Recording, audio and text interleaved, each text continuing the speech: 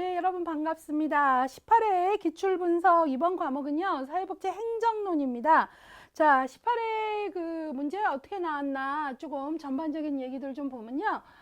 비공식 조직의 순기능과 역기능, 그 다음에 직무수행평가, 직원 능력개발, 소진, 결산보고서 첨부 서류, 성과 목표와 산출 목표의 구분, 핫센필드의 조직 환경 대응 전략 등 출제 빈도가 그동안 상대적으로 높지 않았던 부분들이 대거 출제되면서 다소 전체적인 점수가 낮아졌다 이런 얘기하고 있고요. 그 다음에 또 재미났던 게 지역사회복지론에서 조금 좀 깊이 다루고 있는 카바의 내용들이 행정론에서도 출제가 된 건 이번이 처음이다 이런 얘기하고 있어요. 그러니까 지역복지에서 배운 혹은 실천론에서 배운 카바의 역사적 내용을 좀 끌어와서 풀면 됐던 문제이긴 하지만 그런 어떤 특이성이 보였다라는 얘기하고 있고요. 19회 합격 대책으로는요, 그 최근에 행정론이요, 자주 출제되지 않았던 내용들을 돌아가면서 등장시키면서 전반적으로 이제 전체적인 내용들을 다 아우르고 있나 그런 걸 보다 보니 점수 획득이 조금 상대적으로 좀 어려워졌다 하는데 그럼에도 불구하고 빈출 키워드는 여전히 중요하고요. 예, 중요한 내용 많이 나왔던 데는 여전히 충분히 응용됩니다. 예, 그래서 조금 출제 범위도 광범위하고 내용이 많지만 조금 꼼꼼히 준비해보자 이런 얘기들을 해주고 있네요. 자, 행정론의 그 문항수 조금 보시면요. 그 1장에서는 우리가 두 문제 나왔고요. 행정의 개념, 특징. 2장의 역사에서 카바가 나온 게 좀 특이했다 이런 얘기 좀 하고 있고요. 그 다음에 이제 3장의 관리 이론에서 정치경제 이론이 답인 문제가 좀 나왔고 TQM은 꾸준히 나오고 있습니다.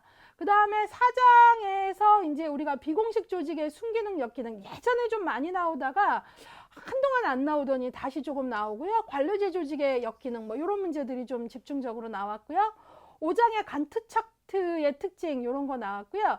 6장의 리더십이 그렇게 기출이 높은 영역은 아닌데 이번에 다양한 리더십 이론, 변혁적 리더십의 특징, 그 다음에 조직 문화에서도 문제가 나왔어요. 그래서 3문제 나왔고요. 그 다음에 이제 7장 부분이 조금 재밌죠. 인적 자원 관리인데요. 4문제나 나왔네요. 최근에 인적 자원 관리가 조금 기출이 높아지기는 하는데요. 이론 중에 형평성 이론도 나왔고요. 그 다음에 직무수행 평가, 계속 교육. 그래서 그 여러 가지 내용들 중에 조금 잘 안 다루어졌던 비중이 좀 약했던 부분들이 쑥쑥 올라와서 학생들이 약간 당황하지 않았을까라는 생각 좀 들고요. 그 다음에 이제 8장의 재정 관리는 오히려 딴 때보다는 좀 덜 나왔어요. 근데 이제 LIB 품목별 예산, 그 다음에 이제 결산 보고서 첨부 서류, 요 문제만 나중에 제가 좀 얘기를 할게요. 이런 게 나왔고요. 그 다음에 이제 9장이 이제 항상 우리들의 고민이죠. 정보관리 부분인데 원래 기출도 낮은데 요번도 또 안 나왔어요. 그래서 이제 9장을 어떻게 해야 될까 이제 우리들의 고민입니다. 자, 10장. 10장에서는 문제 2개 나왔어요. 성과 목표에 이해하고요. 초점 집단 조사 이거에 대해서 좀 나왔어요. 그래서 요것들 좀 보시고요. 그래서 10장이 사실은 이거 말고도 낼 게 조금 많죠. 푸개평 부분이고 그동안 기출 랭킹 1위였는데요. 일단은 2문제 나왔지만 그동안 이거보다 더 많이 문제가 나왔을 뿐만 아니라 또 나온다 하더라도 비중 있게 다뤘던 로직 모델을 적용한다라거나 이런 게 아니라 새로운 유형의 문제가 나왔다는 얘기를 좀 하고 싶고요. 그 다음에 11장 이것도 조금 이례적입니다. 11장 전달 체계거든요. 전달 체계는 실제 기출이 높은 영역에 해당하고 문제 많이 나왔는데 이번에 하나도 안 나왔어요. 이것도 조금 특이한 사항이고요. 그 다음에 12장에서는 평가, 책임성 확보. 이건 꾸준히 최근에 중요한 내용이에요. 평가와 책임성 확보. 13장에서는 여러 가지 마케팅 방법 중에 다이렉트 마케팅에 대한 문제가 나왔고요. 14장은 이제 그 환경 대응 전략에 대한 문제, 그 다음에 행정의 환경 변화 이런 거에서 두 개가 나왔어요.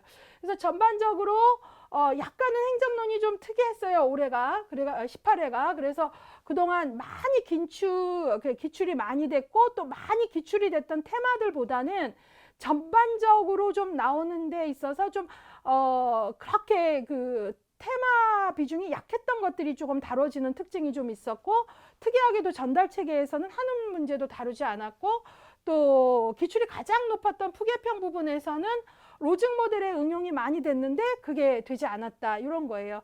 그렇다면은 19회 때는 또 그렇게 중요하게 다뤘던 것들이 다시 한번 나오지 않을까? 이런 예측 좀 해볼 수 있겠죠. 자, 이제 1번 문제부터 풀어보겠습니다. 18회 1번 문제입니다. 조직 내 비공식 조직의 순기능으로 옳은 것은 그랬어요. 비공식 조직의 순기능이라고 얘기했죠. 그러면 비공식 조직엔 순기능도 있고 역기능도 있다라는 생각을 좀 하고요. 옳은 것. 예, 비공식 조직은 공식 조직하고 반대되는, 그래서 제도적 조직이라기보다는 현실적 조직, 뭐 회사 내에 뭐 동호회 모임이라거나 이런 것들이지요. 옳은 것, 순기능. 1번, 조직의 응집력을 높인다. 맞죠? 비공식 조직의 대표적인 순기능이에요. 응집력. 예, 그래서 순기능의 정답은 1번입니다. 그래서 뭐 응집력이나 구성원들의 뭐 자존감 향상에 도움이 되고 이런 게 대표적 순기능이에요. 그래서 정답은 1번인데 나머지 왜 틀렸나 보는 게 또 중요한 힘이죠. 2번, 공식 업무의 신뢰성과 일관성을 높인다. 이거는 공식 조직에 대한 얘기죠. 그 다음에 3번, 정형화된 구조로 조직의 안정성을 높인다. 이것도 공식 조직이고요. 그 다음에 4번, 파벌이나 정실 인사의 부작용이 나타날 수 있다. 이거는 어때요? 정실 인사는 정의나 관계에 의해서 뭐 학연, 지연 뭐 여러 가지 있잖아요. 이런 것들은 오히려 비공식 조직에 보여진다면 이건 순기능이 아니라 역기능이죠. 예. 뭐 쟤는 나랑 학교가 같아 뭐 이런 거잖아요. 그러니까 이건 오히려 역기능, 문제는 순기능이잖아요. 예, 그래서 이거는 아니다라는 거고요. 5번, 의사결정이 하부층에 위임되어 직원들의 참여의식을 높인다 했는데 그렇진 않아요. 비공식 조직이 의사결정에 이렇게 참여하고 의사결정에 작용하지는 않고요. 이거는 오히려 공식 조직 중에 좀 민주적인 성격의 조직이 갖는 강점이죠. 직원의 참여도를 높이고 하는 건. 그래서 정답은 몇 번? 1번이다. 예, 그랬어요. 그 비공식 조직의 순기능, 역기능은 꼭 한번 정리하고 가셔야 돼요. 그래서 비공식 조직에 없어져야 된다 이런 건 아니고요. 이건 너무 자연 발생적으로 생길 수밖에 없는데 이것이 행정가가 관심 둬야 되는 건 뭡니까? 순기능인가 역기능인가 이거에 관심을 가져야 된다는 거죠. 예, 그거 보시고요. 예, 이번엔 2번 문제 볼게요. 아, 여기 학생들의 선택 보니까 76% 나와 있고요. 이것은 이제 공식, 비공식 조직에 대한 이야기들은 뭐 앞서서 제가 조금 했고요. 여기서는 이제 조직의 구조적 요소 좀 공부하자 이런 얘기하고 있고요. 관련 문제들로 뭐 예전에 제 기억에도 10회 막 이렇게 좀 예전 문제들에 나왔던 것들이 조금 좀 응용이 됐다 이런 생각이 좀 들고요. 저 개인적으로 사장은 예전에 비해서 기출 빈도가 좀 약해졌지만 그래도 여기는 외워야 될 내용들은 제법 많다. 문제 내고 싶은 내용들이 많다. 이런 거 좀 강조하고 갈게요. 자, 이번에 2번 문제 풀어보겠습니다. 사회복지 행정의 개념에 관한 설명으로 옳지 않은 것. 행정의 개념으로 옳지 않은 것. 1번. 사회복지 정책을 개별적이고 구체적인 서비스로 전환시키는 과정이다. 맞죠? 그런 말 했잖아요. 추상적인 정책을 구체적인 서비스로 전환하는 게 행정이다 그랬잖아요. 맞았고요. 2번. 사회 서비스 활동으로 민간 조직을 제외한 공공 조직이 수행한다. 아, 이거 옳지 않은 것의 답은 2번입니다. 여러분, 민간 조직을 제외한 공공 조직만 사회복지 행정을 하는 거 아니에요. 우리가 행정은 협의의 개념과 광의의 개념이 있는데요. 협의의 개념에서는 민간 기관이나 시설을 운영하는 걸 말하고요. 그 다음에 광의의 개념에서는 공조직, 그러니까 우리가 공적인 조직 또 민간 조직 둘 다 얘기하는 거예요. 그렇기 때문에 민간 조직을 제외한이라는 말이 틀린 거죠. 예, 그래서 옳지 않은 것의 답은 2번이 되겠습니다. 3번. 관리자가 조직 목표를 달성하기 위해서 수행하는 과정, 기능, 그리고 활동이다. 예, 행정에 대한 여러 학자들의 다양한 정의가 있는데요. 행정은 목표를 달성하기 위한 과정이다. 이렇게도 설명하죠. 그래서 우리가 왜 이 과정으로 포스데코베 뭐 이런 거 강조하기도 했잖아요. 자, 4번. 사회복지 과업 수행을 위해서 인적, 물적 자원을 체계적으로 결합 운영하는 합리적인 행동이다. 맞죠? 행정은요, 말 그대로 가장 합리적인 그 과정들을 만들어내는데 결국은 제한된 자원들을 어떻게 잘 다룰 것이냐 이런 주제에 연결되죠. 5번. 사회복지 제도와 정책을 서비스 급여 프로그램으로 전환시키는 전달 체계이다. 예, 행정이 이 전환을 잘 시키려면 제가 무슨 말을 하고 있죠? 혈관이 잘 돼 있어야 된다 그랬잖아요. 정책이나 법이 브레인 두뇌라면 바로 행정은 혈관이다 이런 얘기 했죠. 예, 그래서 그런 맥락의 문장으로 행정에 대한 맞는 설명입니다. 자, 3번 보겠습니다. 이번에는요. 여기는 뭐 그 91%의 정답률이니까 앞에 설명으로 충분하고요. 행정의 특징은 1장에서 공부하자 했고요. 우리 교재가 이렇게 그 기출문제 마스터 다 나와 있고요. 여기 옆에 소개되는 책 기출회독을 보시면요. 3회독 시스템으로 그 주요 요점, 그 다음에 관련 기출들의 연관 기출들, 그 다음에 잘 틀리는 문장 분석 이런 거 잘해주고 있으니까 적극 활용하시길 바랍니다. 자, 이번에 3번 문제 보시겠습니다. 사회복지 조직에서 활용되고 있는 관료제의 역기능으로 옳지 않은 것은 그랬어요. 자, 그러면 관료제의 역기능은 어때요? 관료제의 이꼴 나쁘다가 아니라 제가 순기능도 있고 역기능도 있다 그랬죠. 근데 여기서는 역기능이 아닌 걸 찾으라는 거예요. 1번. 조직 운영 자체가 목적으로 인식될 수 있다. 얘 관료제의 그 아주 뭐 대표적인 역기능으로 뭐 그 규칙을 준수하느냐고 목적이 어디로 가버리고 이런 거, 목적 전치 이런 거 나타날 수 있잖아요. 역기능으로 많이 얘기합니다. 조직 변화가 어렵다. 그렇죠. 왜냐하면 뭐 피라미드 구조로 좀 정형화된 구조의 대표적 구조로서 변화가 쉽지 않고요. 부서 이기주의, 위계, 전문화, 분업 강화 이렇게 하다 보니까 우리 부서만 잘하면 돼. 이런 이기주의 나타날 수 있고요. 그 다음에 요 문장 조금 어려웠다 그러는데요. 서비스의 최저 기준에 머무를 수 있다 그랬잖아요. 이거 맞습니다. 왜냐하면 규칙이 너무 많고 또 어떤 정해진 목표가 너무 많고 하면요. 바로 뭐 직무에 대해서 권태를 느낄 수 있죠. 나 그거 다 했는데 더 이상 뭘. 그래서 클라이언트의 소리에 귀를 덜 기울일 수 있고요. 최저 수준에 머무를 수 있고 자발성이 떨어질 수 있다는 거예요. 그래서 이것도 역기능으로 맞는 거죠. 그래서 이 네 가지는 아주 대표적인 역기능을 잘 설명하고 있고요. 5번. 조직의 복잡한 규칙을 적용하면서 창조성이 향상된다? 말이 안 되잖아요. 복잡한 규칙 적용되는 건 맞아요. 그런데 그렇다고 창조성이 향상되진 않죠. 예, 그래서 오히려 창조성이 떨어지는 게 역기능인 거죠. 예.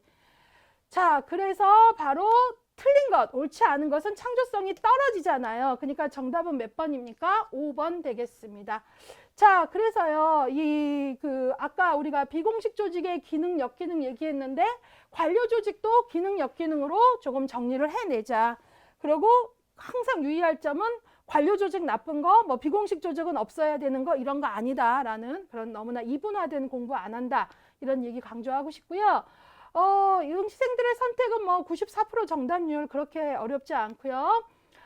그 다음에 관료제의 순기능, 역기능은 기본서에서도 여러 번 강조를 드리니까요. 그래도 내가 어려웠다 하면 조직구조의 유형 공부 4장 좀 더 하자. 그 얘기고요. 이번에는 4번 문제 풀어보겠습니다.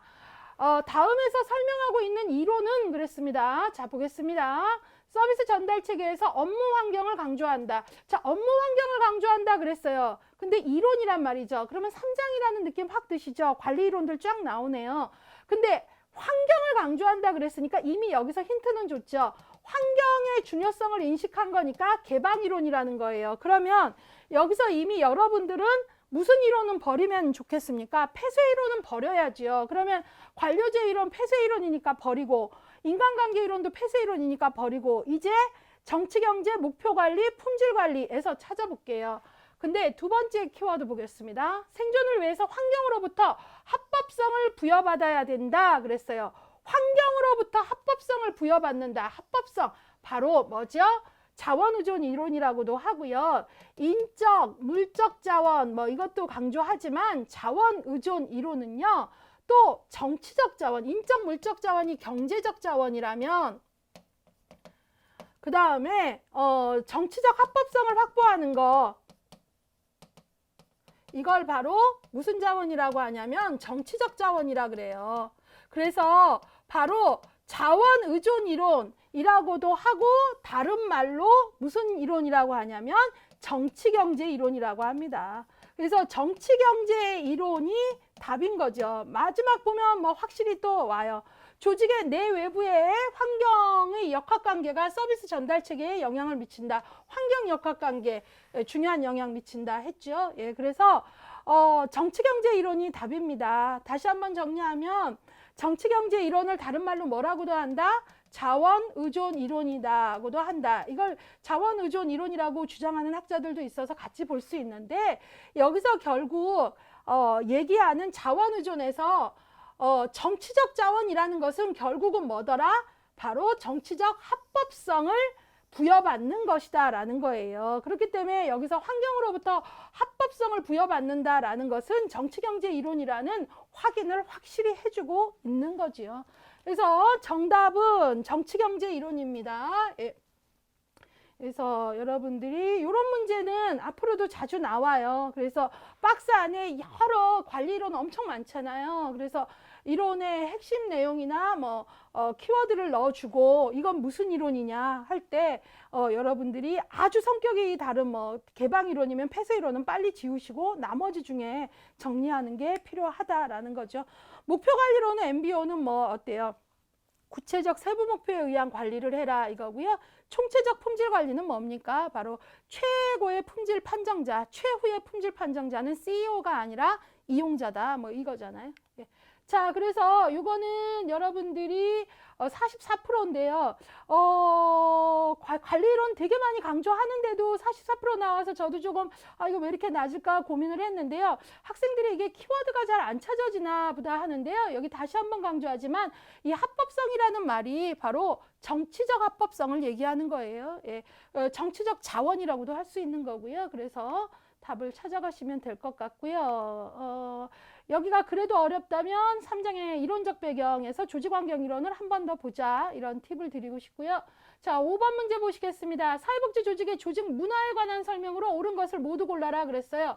조직 문화. 예, 조직 문화. 조직 문화 뭡니까? 그 조직 고유의 뭐죠? 그 조직 고유의 분위기예요.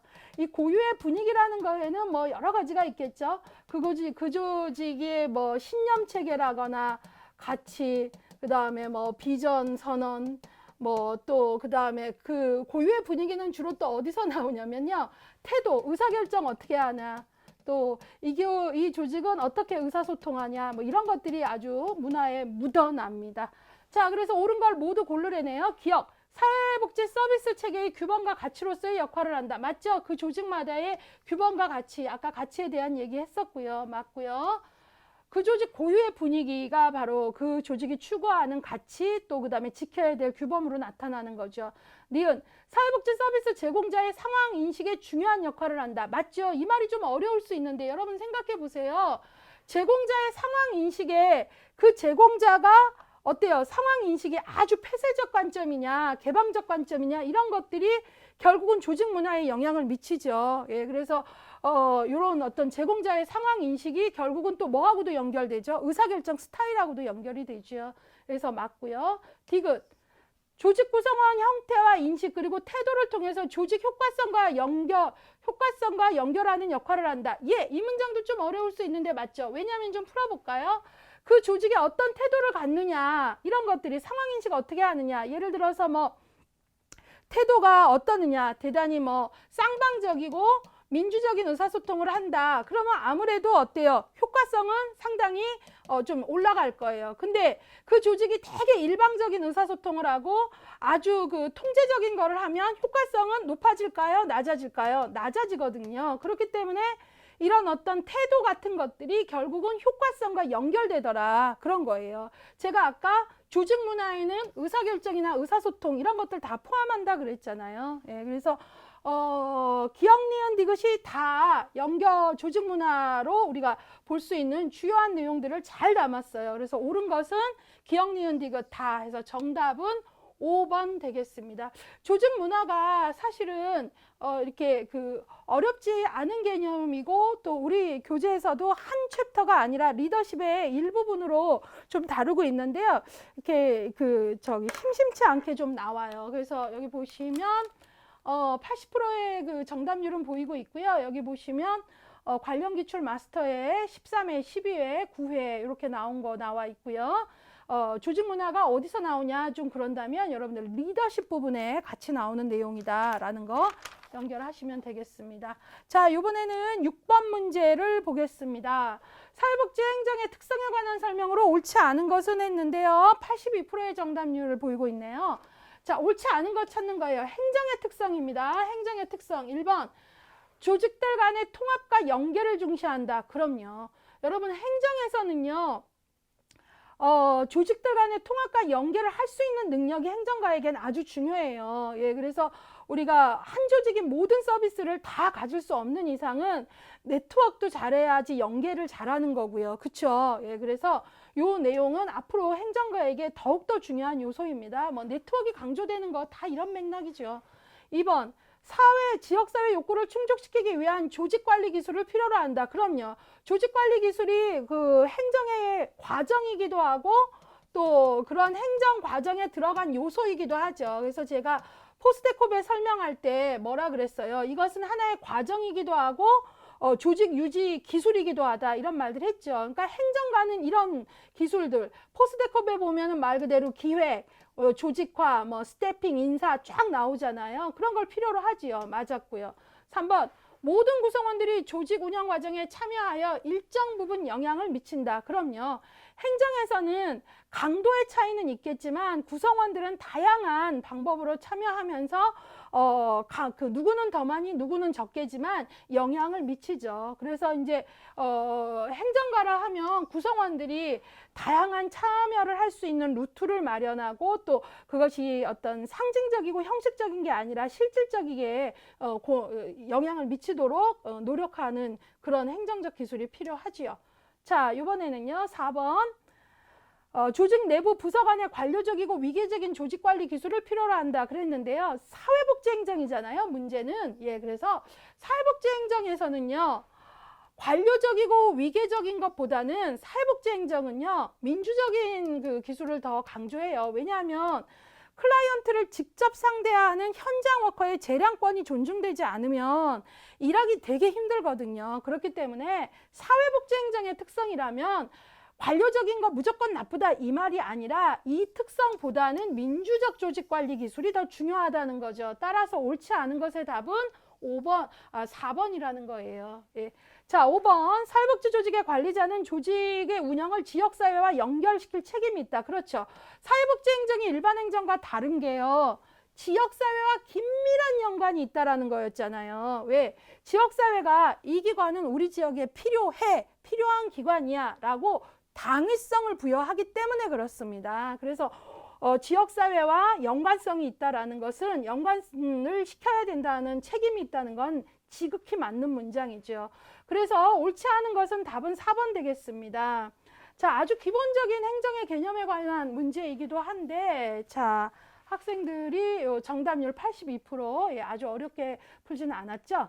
예, 그런데도 나는 이게 왜 문장이 이렇게 변별력이 없고 그냥 이렇게 딱 이렇게 이렇게 딱 야무지게 내 문장이 내 귀에 들어오지 않을까 한다면 행정의 특징 1장을 좀 더 공부하시길 바라고 여기서 기출마스터에서 제시하는 문제들 좀 풀어보면서 내가 야무지게 공부가 됐나 확인하시길 바랍니다. 자, 7번 문제 풀어보겠습니다. 1950년대 우리나라 사회복지 행정에 관한 설명으로 옳지 않은 것 그랬어요. 1950년대입니다. 자, 1번. 근데 자, 볼게요. 예. 1950년대인데 결국은 문장들이 거의 다 카바하고 연결된 문장들이에요. 그래서 아까 카바에 대한 문제가 이렇게 행정에서 단독으로 나온 거는 조금 드문 기출이었다 이런 얘기 나오잖아요. 근데 이거는 지역복지하고 또 실천론의 역사 부분 가져오면 얼마든지 풀 수 있어요. 1번 외국 민간 원조기관 그게 카바잖아요. Korea Association of Voluntary Agency 앞자만 딴 거죠. 카바는 구호물자의 배분을 중심으로 지역복지, 사회복지 행정에 활동을 하였다. 맞습니다. 예, 그래서 카바는요. 1952년에 결성이 돼요. 7개의 기관이. 근데 왜 결성했냐면 각각의 여러 그 선교단체든 이런 것들이 중구난방으로 지원을 하다 보니까 중복이나 누락의 문제가 있었던 거예요. 그래서 우리 그러지 말고 좀 모여서 이런 것들을 조금 제대로 해보자. 그래서 만들었거든요. 그러니까 여기서 구호물자의 배분을 중심으로 행정활동을 했다라는 거는 지극히 맞는 문장이죠. 어떻게 하면 좀 더 합리적 배분을 할까 이런 생각을 한 거죠. 자, 그 다음에 2번 카바는 구호활동과 관련된 조직관리 기술을 도입했다. 맞습니다. 카바는 주로 난민, 고아 이런 어떤 구호활동에 집중이 됐던 기구입니다. 맞았고요. 3번 사회복지기관들은 수용, 보호에 바탕을 둔 행정관리 기술을 사용하였다 그랬어요. 그 카바에서는 주로 여기 수용이 나와 있고 보호가 나와 있는데요. 맞아요. 이때 초창기 50년대 그 어떤 그 시설이라는 것은 이용이 아니라 수용, 그 생활 시설이었어요. 그러다 보니까 수용 및 보호의 바탕을 둔 행정관리 기술이 사용된 게 맞는 거죠. 수용하고. 그래서 뭐 고아원이라거나 뭐 이런 어떤 시설들, 모자 시설 이런 것들이 이제 아주 그 생활 시설로서 비중 있게 다뤄진 거죠. 맞는 내용이고요. 카바 4번. 카바는 서비스의 중복 누락, 제공자 간의 협력 체계 구축에 초점을 두었다. 이거는 뭐 아까 제가 카바가 1952년에 왜 생겼나를 설명하면서 이미 설명한 내용이고요. 52년에 이렇게 시작돼서 나중에 되게 많은 기관들이 들어옵니다. 여기도 맞았고요. 그 다음에 5번 카바는 지역사회 조직화나 공동체 형성을 위한 조직관리 기술을 적극적으로 활용했다 했는데 얼핏 맞는 것 같은데 틀려요. 왜냐하면 카바가 난민이나 고아에 대한 뭐 생활시설, 보호, 수용 이런 거 했고 그 다음에 지역복지 안 하진 않았어요. 그러나 지역복지를 했다고 한다면 오히려 CD, 커뮤니티 디벨롭먼트 성격이 더 강했지 조직화나 공동체 형성 이런 건 아니에요. 그렇기 때문에 조직화, 공동체 형성하고는 맞지 않은 거죠. 그래서 옳지 않은 답은 5번 되겠습니다. 자, 그래서 저도 이 문제를 보면서 행정론에서 카바를 이렇게 비중 있게 다뤘네 뭐 이런 생각을 했던 그 기억이 납니다. 그래서 여러분들이 이렇게도 나올 수 있다는 생각 좀 가지시고요. 이번에는 8번 문제 보겠습니다. 예, 여기는 45% 아마 학생들이 좀 당황을 했던 것도 같고요. 예, 그래서 요것들은 여러분들이 카바를 이번 기회에 조금 잘 정리하시길 바라고요. 카바가 뭐 조직화 이런 걸 하지는 않았다는 얘기 좀 하고 싶네요. 예. 자, 역사 부분 공부 좀 더 하시고 우리나라 역사 부분을 공부한다면 도움이 되겠다 이 얘기 했고요. 자, 이번에 8번 문제 볼까요? 핫센필드가 주장하는 조직환경 대응 전략이에요. 조직의 환경에 대응하는 거. 그러니까 이제는 사회복지 조직도 생존 경쟁에 들어갔는데 아닌 것, 전략이 아닌 것. 예, 그래서 1번 권위주의 전략, 2번 경쟁 전략, 3번 협동 전략, 4번 방해 전략, 5번 전문화 전략이 있는데요. 아닌 것. 이 주장, 핫센필드가 제시한 대응 전략 아닌 것의 답은 5번이에요. 전문화 전략은 얘기한 바 없어요. 그러면 여기서 이 권위주의 전략은 뭐죠? 많은 기관들 중에 우세한 위치를 먼저 점유할수록 유리하다라는 전략이고요. 경쟁 전략은 사회복지 조직이 비영리 조직이라 그래서 안 쓰냐? 아니요. 씁니다. 경쟁 전략. 그 다음에 협동 전략에는 우리 교재 보시면 이 안에 계약, 또 연합, 흡수 이런 어떤 세부 전략들이 있죠. 이런 전략들을 세부 전략으로 쓰면서 쓰는 대표적 전략이고요. 그 다음에 방해 전략은 조금 제가 다시 한번 환기시켜 드리고 싶은 건 함부로 쓰진 않아요. 그래서 뭐 경쟁 조직의 뭐를 방해한다거나 또 위에서 되게 어떤 합당하지 않은 압력을 할 때 뭐 그 방해 전략을 쓰거나 한다라는 건데요. 이건 함부로 쓰면은 되게 조직은 더 위태로워지기 때문에 뭐 흔히들 말하기로 좀 최후 전략으로 쓸 수 있게 아주 신중해야 된다 이런 말들을 하지요. 그래서 핫센필드가 제시하는 조직환경 대응 전략의 대표는 이 네 가지입니다. 암기하시고요. 내용을 설명해 드린 이유는 뭘까요? 얼마든지 예제로 나올 수 있죠. 그리고 무슨 전략 썼냐고 물어볼 수 있기 때문에 그렇습니다. 그래서 아닌 것의 답은 5번이고요. 자, 여기 지금 응시생들의 선택 보면 40%가 나오는데요. 정답률이. 이거는 사실 우리 교재가 너무나 친절하게 이미 다 나와 있는 내용이고요. 또 설명도 기본서에서 하고 있기 때문에 이런 부분은 우리가 조금 그 디테일하게 암기할 내용들은 좀 암기하고 가야 되지 않을까 뭐 이런 아쉬움이 좀 있었고요. 자, 그래서 환경관리 대응 전략 공부하자 그랬고요. 자, 이번엔 9번 문제 보시겠습니다. 리더십 이론에 관한 설명으로 옳지 않은 것은 했어요. 자, 리더십 이론에 대해서 틀린 걸 찾는 거예요. 리더십 이론 무지 많죠. 예, 볼게요. 1번. 관리격자 이론은 조직원의 특성과 같은 상황적 요소를 고려하고 있다 그랬는데요. 여기가 틀렸어요. 틀린 것의 답은 1번입니다. 왜 그렇습니까? 브레이크와 머튼이죠. 관리격자 이론. 브레이크와 머튼의 관리격자 이론은요. 상황적 요소를 고려한 상황이론에 속해 있는 이론이 아니에요. 이 관리격자 이론은요, 상황 이론이 아니고 형태주의, 뭐 형태 이론 혹은 행동 이론이라고 말하는 데 속한 이론이에요. 그래서 상황적 요소를 고려하여 여기가 틀린 거죠. 그래서 1번이 틀렸고요. 관리격자 이론 뭐예요? 중요시하는 게 두 가지죠. 인간에 대한 관심과 생산에 대한 관심을 기준으로 해서 총 5가지의 리더십 유형을 제시하고 있죠. 컨트리 클럽형, 무기력형, 과업형, 팀형, 중도형, 그 이론이잖아요. 예, 그래서 여기서는 상황적 요소를 고려한 상황 이론에 속한 이론이 아니기 때문에 틀렸다라는 거죠. 그래서 틀린 답은 1번입니다. 나머지 빠르게 볼게요. 예. 2번 특성 이론의 비판적 대안으로 행동 이론이 나왔다. 맞았죠? 우리 그 리더십 이론 할 때 제가 약간 역사적 관점도 나올 수 있다 그래서 특성 이론이 먼저 나와서 그 리더들은 어떤 특성을 갖고 있나 이런 트레이트에 관심 갖다가 그것의 한계에 의해서 그게 아니라 어떤 트레이트를 갖췄다 그래서 저절로 생기는 거 아니니까 행동을 봐야 돼. 그래서 행동 이론이 나왔다 그랬잖아요. 그러니까 이건 맞는 문장이고요. 3번 섬김의 리더십, 서번트 리더십은 힘과 권력에 의한 조직의 지배를 지향한다. 맞죠? 섬김은 지향한다고요. 힘으로 권력으로 하는 걸 지향, 추구하지 않는다고요. 그러니까 맞는 문장이죠.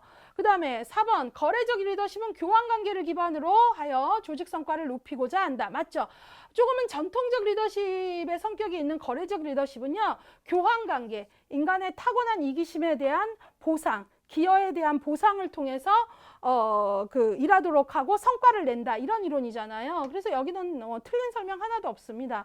5번 상황 이론은 과업 환경에 따라 적합하게 대응하는 리더십이 효과적이라고 가정한다. 맞죠? 상황 이론은 최고의 보편적 스타일의 리더십 같은 거 없다. 그때그때 상황에 따라 가장 좋은 걸 선택할 수 있는 능력이 리더십의 핵심이다. 이렇게 보고 있는 거잖아요. 예, 그래서 옳지 않은 것은 1번이고요. 나머지는 다 맞는 문장입니다. 근데 이 문제는 조금 어려웠다면 어려울 수 있는 게 리더십 이론 전체를 아우르는 힘이 있어야 되는 이론이에요. 그쵸? 그래서 리더십 이론 전체가 정리가 됐으면 쉬운 문제고 리더십 이론이 그냥 읽어는 봤지만 아리까리하다 하면 좀 어려운 문제였죠. 따라서 이 문제의 정답률을 봤더니 36%가 나왔어요. 그래서 그거 조금 제가 여러분들에게 강조해 드리면서 이론들을 지금 결국은 여기 리더십 이론이 뭐가 있으며 어느 이론은 어디에 속한 이론이고 그 이론이 말하고자 하는 내용은 뭔지 이런 게 정리가 돼야 풀 수 있는 문제인 거죠. 저는 앞으로 이런 류의 문제가 많아질 거라는 생각을 좀 합니다. 자, 그래서 리더십과 조직문화 공부를 통해서 리더십 이론을 좀 정리하고 기출 마스터의 도움을 좀 받자라는 얘기를 하면서 10번 문제로 가겠습니다. 자, 10번 문제 나와 있는데요. 예, 인사관리 부분이네요. 이 부분이 지금 예, 봤더니 그 정답률이 11%밖에 안 돼요. 예, 자, 보겠습니다.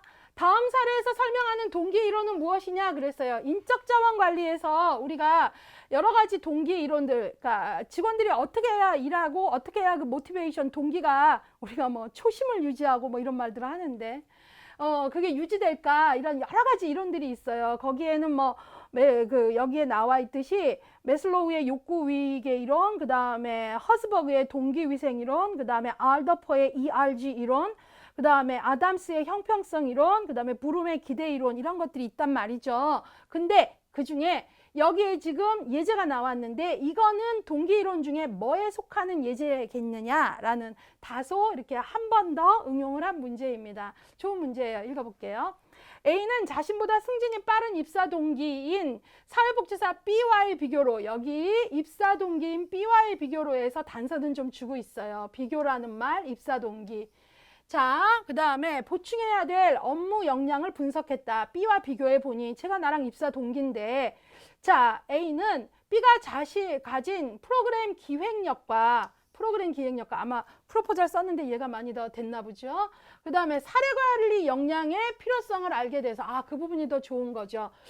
그래서 내가 직무 향상과 승진을 위해서 계속 그 직무 평정하니까 그런 내가 앞으로 이런 점수도 잘 받고 그러려면 내가 바로 그 B하고 비교했을 때 이런 역량을 키우기 위해 대학원 진학을 결정하게 됐다 그랬어요. 이거는 그 동기, 내가 일을 열심히 하게 되는 동기, 내가 그 매너리즘에 빠지지 않고 좀 더 잘해보려는 이 동기는 이 이론 중에 뭐와 관련되냐? 정답은 4번 형평성 이론이죠.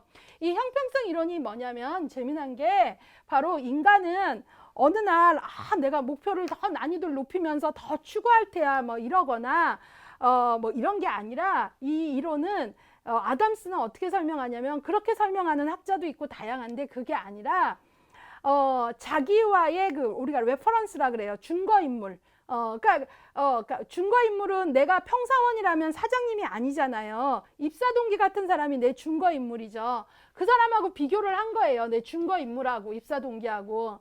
그랬더니 이 친구 나보다 기획력도 좋고 그 다음에 사례관리 업무 역량도 더 좋아. 그래서 근데 이렇게 가다가는 내가 나중에 승진할 때 근무 평점도 낮고 그러면 나한테 불리하겠네. 그러면 내가 이런 역량을 좀 더 키우기 위해서 진학을 결정해서 공부를 좀 더 해야지 뭐 했다는 거예요. 그러니까 결국 증거인물과의 비교를 통해서 내 그 동기가 생겼다는 거잖아요. 이걸 설명하는 이론이 바로 아담스의 뭐예요? 형평성 이론이에요. 그러니까 이걸 더 풀어서 설명하면 내 증거인물하고 나하고 균형이 깨질 때 비교해서 쟤는 뭐야? 이렇게 되면 쟤는 프로포절도 벌써 2번이나 돼갖고 프로그램 자기만의 프로그램이 계속되고 있고 뭐 근무 역량 평가도 나보다 더 좋은 것 같은데 하고 이 증거인물과의 비교해서 이 균형이 깨질 때, 형평성이 깨질 때 그걸 다시 맞추고자 한다라는 거죠. 그럴 때 뭐 어때요? 일에 대한 동기가 생긴다라고 얘기한 이론이에요. 그래서 정답은 4번 되겠습니다.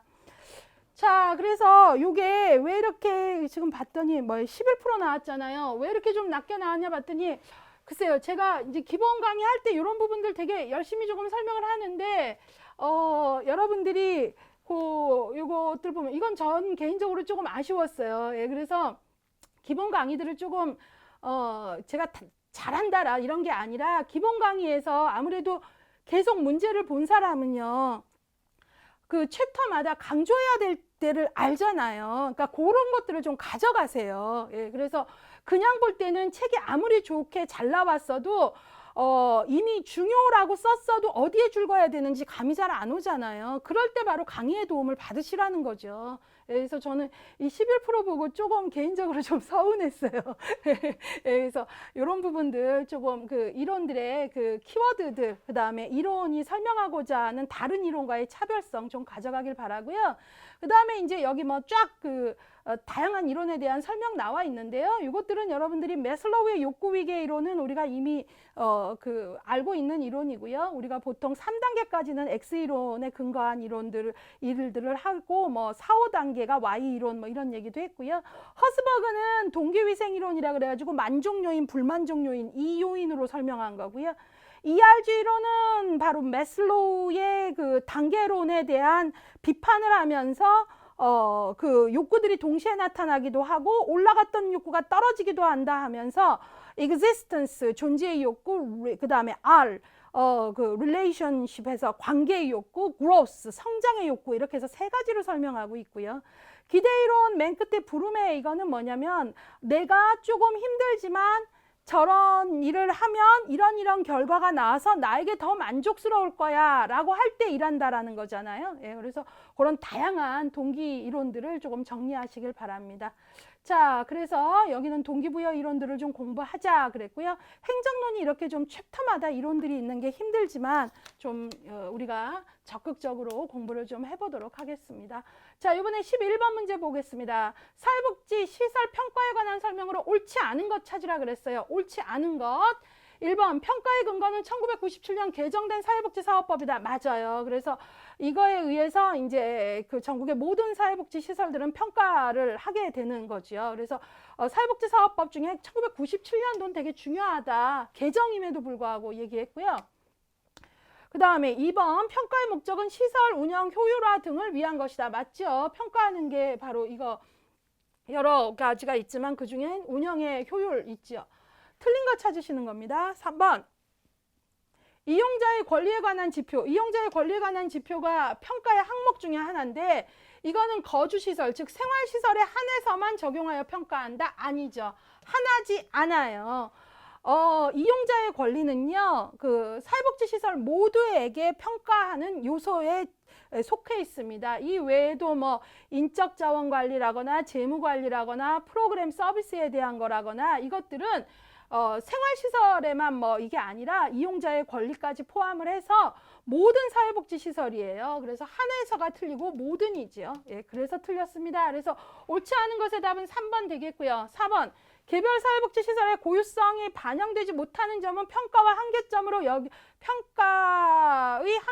여겨진다. 예, 그러니까 이제 현장에서는 이제 평가에 대한 조금 이렇게 또 현장이 하는 얘기는 개별 시설들만의 어떤 그 고유한 특수성이라는 게 있는데 그런 것들이 반영되지 않고 지표를 이렇게 그대로 반영을 할 때에는 또 우리도 할 말이 있다. 뭐 이런 것들이 있는 거죠. 그래서 이런 또 현장의 소리도 있다라는 거죠. 맞고요. 그 다음에 그래서 우리가 항상 평가 지표 만들 때 현장의 소리에 귀 기울여서 만들어야지 교수님들이 책상에서만 만들면 안 된다. 이런 식의 얘기들을 하는 거예요. 5번 볼까요? 평가지표 선정 시 현장 의견 수렴과 절차가 필요하다. 맞죠? 예, 그래서 이게 뭐 단순히 행정가의 책상이나 아니면 연구에서만 하는 게 아니라 현장의 소리를 들으면서 평가지표들이 공통적으로 들어갈 지표와 개별 시설들의 특수성을 반영하는 지표들이 정말 잘 만들어져야 된다. 이런 얘기를 한다는 거죠. 예, 그래서 이 문제 같이 풀어봤고요. 이 문제는 83%의 정답률 보이고 있고요. 자, 그래도 내가 여기가 잘 해결 안 됐다면 12장 사회복지 시설 평가를 공부하겠습니다. 12번 문제 풀어보겠습니다. 직무수행 평가에 관한 설명으로 옳은 것, 직무수행 평가입니다. 그래서 우리가 인적자원관리에서도 한동안은 인적자원관리에서 그 뭐죠? 슈퍼비전 문제가 또 그 최근에 잘 나오더니요. 이제는 또 이 부분이 또 이제 새롭게 등장을 하는데요. 우리 교재에 물론 다 있어요. 근데 이 부분이 이렇게 또 구체화된 문제로 나온 거는 또 여러분들이 이렇게 보시면서 아 이렇게도 나올 수 있구나 하면 좋겠어요. 옳은 것 찾는 겁니다. 직무수행평가. 말 그대로 직원이 일하는 걸 평가하는 거예요. 예, 옳은 것 찾는 겁니다. 기준의 확립은 평가의 마지막 단계에서 이루어진다. 아니죠. 자, 평가 기준을 뭘로 해서 평가할 것이냐 한다면 평가의 기준은 마지막에 만들면 돼요, 안 돼요? 이거는 언제 해야 돼요? 미리 계획 단계부터 해야 되죠. 그래서 이게 틀렸습니다. 두 번째, 조직원들에게 직무 수행의 기대치를 전달하는 목적을 갖고 있다. 이 문장이 현장 워커들이라면 감이 딱 왔을 거예요. 근데 이게 좀 학생들은 감이 잘 안 온 것 같은데 이게 옳은 문장이에요. 무슨 얘기냐면 직무수행 평가를 할 때 평가 기준을 만들 거 아니에요. 그럴 때 직무수행의 기대치, 네 담당 업무가 이건데 이 업무의 기대치를 할 때에는 사실은 그냥 이렇게 요즘 사회복지기관에서 너 이거를 뭐 몇 분기에 여기까지 몇 프로 달성해가 아니라 같이 담당자하고 행정관리자가 이런 것들을 이 정도 작년에 비해서는 이렇게 높일 것 같은데 가능하겠는가? 본인의 생각은 어떤가? 이런 것들을 충분히 얘기하면서 직무수행의 기대치들을 함께 찾아가요. 그래서 직무수행의 기대치를 전달하는 목적을 지니고 있다. 맞는 거지요. 예, 그래서 이게 현장 워커라면 이 수행평가의 기준들을 만들 때 이렇게 딱 너 여기까지 안 하면 뭐야 뭐 이게 아니라 이런 과정들을 알기 때문에 이 문장이 너무나 당연히 맞는 문장이라고 오는데 이게 이제 학생들은 이 문장이 이렇게 되게 이렇게 평이하게 읽혀지는 것 같아요. 예, 그래서 잘 답이 안 보였던 것 같은데 예, 옳은 것은 바로 이겁니다. 수행평가할 때는 바로 평가를 당한다 이런 게 아니라 서로 직무수행의 기대치에 대한 올해 우리가 작년에 비해서 좀 더 높일 거에 대한 합의들을 서로 잘 찾아가면서 꾸준히 발전하도록 하는 거죠. 기관도 성장하고. 예, 그래서 정답은 2번입니다. 자, 3번 도표 평정식 평가는 관대와 오류가 발생하지 않는다 했는데 않는다가 틀렸어요. 발생해요. 이게 어떻게 하는 거냐면 이렇게 하는 거예요. 도표 평정식 우리 교재에도 있는데 뭐냐면 이쪽에는 이렇게 무슨 그 평가할 내용들이 있어요. 예를 들어 전문성, 혁신성, 뭐 성실성 뭐 이런 게 있으면 여기에 점수가 1점부터 2점, 3점, 4점, 5점 있으면 여기에 대해서 뭐 혁신성은 뭐다 하면은 이제 그 직원 A에 대해서 이 친구는 혁신성은 뭐 3점이야. 이 친구는 뭐 성실성은 또 몇 점이지 이렇게 체크를 하면서 하는 거예요. 근데 이거는 관대와 오류는 이 직원은 내가 뭘 해도 예뻐 라거나 뭘 하나 잘 봤더니 딴 것도 잘 보는 이런 어떤 오류가 발생하기 좋아요. 왜냐하면 여기 전문성, 혁신성, 성실성이라는 이 개념 자체가 되게 좀 크고 추상적 개념의 용어들이에요. 그러다 보니까 뭐가 생길 수 있어요? 관대와 오류가 생길 수 있는 거죠. 그래서 발생되지 않는다가 아니라 발생하지요. 예. 뭐 혁신성, 전문성 이런 것들은 또 해석하는 나름의 주관성도 또 작용하고 하다 보니 관대와 오류가 발생하지요. 예, 그래서 이건 틀린 거고요. 4번 자기평가는 서비스 이용자에 의한 평가보다 많은 비용이 소모되는 어려움이 있다. 아니죠. 자기평가는 비용은 뭐 오히려 덜 들죠. 이거는 뭐 틀렸고요. 그 다음에 동료평가는 직무에 대해서 평가 대상자보다 넓은 지식과 이해를 하고 있다는 전제를 바탕으로 실시한다. 아니죠. 동료는 나하고 같은 레벨인데 이 사람이 나보다 훨씬 넓은 지식과 이해를 갖고 있다는 전제를 갖고 있는 건 아니죠. 예, 이거는 뭐 틀린 거죠. 예, 그래가지고 여기에서 옳은 것의 답은 2번이에요. 예, 그래서 여러분들이 여기 53% 나왔는데 이렇게 조금 얘기를 하다 보니까 이렇게 학생들 같은 경우에는 요 문장이 딱 감이 안 왔다라는 얘기들을 좀 하더라고요. 그래서 요거 좀 재밌게 봤고요. 자, 그 다음에 이 부분은 이제 인적자원관리에서 그동안 이런 것들은 좀 문제가 많지 않았기 때문에 여기가 이렇게 됐는데 이제 그런 식으로도 문제가 나올 수 있다는 생각을 갖고 보시라는 거예요. 13번 사회복지 조직의 책임성을 확보하기 위한 노력이 아닌 것. 예, 책무성 되게 강조되는데 아닌 것. 예, 1번 개인정보 보호를 위해 사회복지 조직 후원금 사용 정보의 미공개. 아닌 것의 답은 1번이죠. 여러분 잘 아시겠지만 사회복지사업법에서도 그러고 법제론에서도 얘기하지만요. 후원금은요. 사용 정보도 어떻게 사용했는지 얼마가 모아져서 어떻게 사용했는지까지 말해야 됩니다. 그렇기 때문에 아닌 것의 답은 1번이죠. 나머지 책임성 확보로 잘한 거 확인할게요. 2번 사회복지사업법에 따른 사회복지법인 이사회 구성. 그럼요. 이 법에서 이사회는 7인으로 하고 뭐 몇 분의 몇은 특별한 관계로 하면 안 된다. 몇 분의 몇 이상은 이런 것들 나오잖아요. 그런 걸 지킨다는 게 결국은 책임성, 책무성과 연결되죠. 3번 사회복지법인 및 사회복지시설 재무회계 규칙에 근거해서 예산을 편성한다. 당연하죠. 예, 이거에 근거해야지 내 맘대로 하면 안 되겠죠. 이것도 책임성 확보에서 잘했고요. 4번 배분사업 공모를 통한 사회복지 프로그램 재정 지원을 시행했다. 잘했죠. 그리고 일단은 배분사업 공모 프로포절을 썼다라는 건 전문가들의 심사를 받았다는 거니까 전문적 책임성 부분에서 그걸 높이는 기능을 하게 된 거고요. 5번 사회복지 예산 수립을 위한 주민참여제도. 당연하죠. 사회복지 조직에서는 주민참여제도가 조금 과정상에 좀 번거롭고 해도 해야 돼요. 예, 그래서 이건 책무성, 책임성과 관계 깊습니다. 자, 그래서 이 부분에서는 1번이 틀린 것으로서의 답이고요. 이거는 뭐 어렵지 않았던 것 같아요. 93%의 그 정답률 나왔고요. 관련 부분은 12장이 되겠습니다. 이번엔 14번 보겠습니다. 최근 사회복지 행정의 환경 변화로 옳지 않은 것은 그랬어요. 사회복지 행정의 환경 변화로 옳지 않은 것. 예.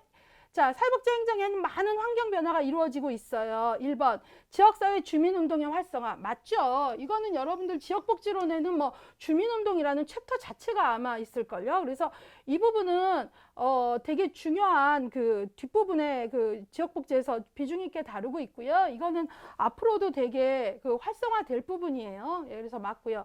2번 사회서비스 공급 주체로서 영리 부분에 참여. 예, 이거 우리가 영리 부분에 참여가 이제 민영화에서는 비영리 기관만이 아니라 영리 기관도 들어와요. 그래서 이 참여는 민영화 현상 안에서 들어올 수밖에 없는 거죠. 민영화가 비영리 기관만 늘어나는 걸 얘기하는 건 아니거든요. 답이거든요. 예.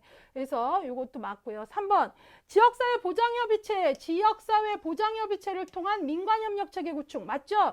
여러분들 왜 사회복지 왜 급여와 관련된 법 있죠? 새로 생긴 거 급여 및 이용자에 관한 뭐 그 법에 의해서 사회보장 급여 및 이용자에 관한해서 그걸 뭐라 그러더라? 사회복지급여법이라고 줄여서 말하는데 사회보장급여의 이용, 제공 및 수급권자 발굴에 관한 법률. 예, 이 법률에 의해서 사회복지사업법에 있었던 지역사회 복지계획이 어디로 넘어가요?